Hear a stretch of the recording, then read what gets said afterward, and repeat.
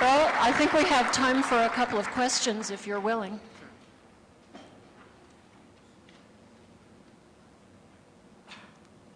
Earl, the $5.7 trillion that needs to be borrowed, was that based on the CBO growth estimates? No, that's the President Obama's estimates.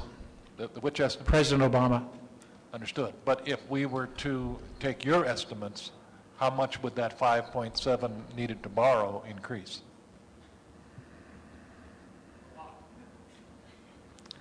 I would say 1 or 2 trillion more.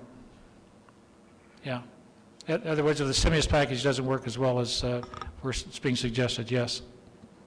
I'm going to exercise presidential prerogative and ask the question I wanted to ask, which is, I've been trying to understand this mark-to-market stuff. Could you comment on that? Yeah, the mark-to-market is what, if I have a house that I bought for $100,000 and the houses in the neighborhood are selling for 60, even though I don't plan to sell it, I have to mark the value of my house at $60,000. That's mark-to-market. As always, what today is the value of what's going on?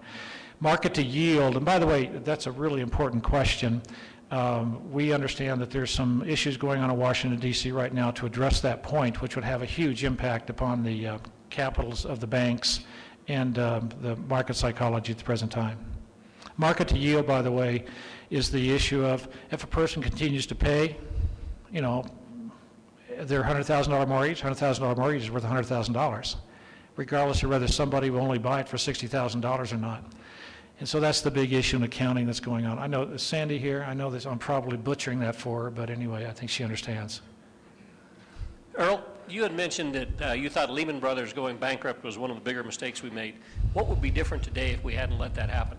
Well, we'd probably have another $1 billion that we would have loaned to somebody called Lehman Brothers, and we would have settled down the markets and been able to work through that. The point with regards to Lehman Brothers, there's real assets there.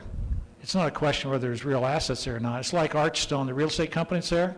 That's a real company. You know, did they overpay for it? Yes, they did. But would you be taking the amount of losses you're currently taking in the marketplace as they sell off their assets now? No. We're probably lost 30, at least our numbers suggest 30 to 40% more with Lehman Brothers than we needed to. Maybe the United States would have put up $1 trillion to throw out a number and lost $100 billion in the process, but we wouldn't be contributing and having $40 trillion lost at this point in time, which is what we've lost in the capital markets. One more question. Chuck? I get lost on issues like derivatives and AIG, insuring those derivatives. Isn't that really saying we're going to let you have multiples of 30 or 50 and then we're going to insure the ability to pay that back even though it's that leveraged? It seems insane to me that we are therefore going to guarantee those insurance policies on highly speculative plays in the first place. Believe it or not, if you give those contracts a chance to unwrap themselves, the value will probably be realized. You'll take far less. You just have to give the contracts a chance to unwrap. It's like owning a piece of real estate. If you want to sell a piece of real estate today in the commercial real estate market, you're going to take a 20 to 30% cut in something that maybe 5 or 6 years from now you won't be taking a 20 or 30% cut on. And if you let these credit derivatives go through to their maturity and unwind, you don't have the discount associated with it that you would right now if you're trying to unwind it. That's a large part of what people don't understand at the present time.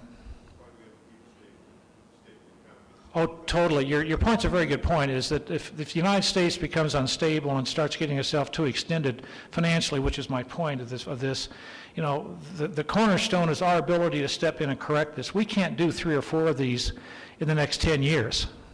We've got to correct this, we've got to stabilize our economy, and we've got to recognize every dollar of debt that we put out there for the government takes 33 cents away from, you know, free enterprise.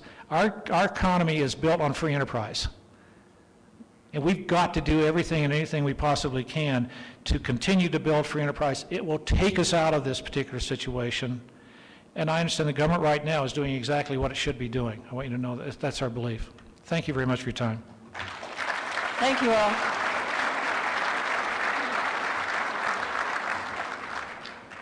Nancy, I wish I had him at home to ask these questions. I'm so impressed with your knowledge. This is a Rotary silver dollar.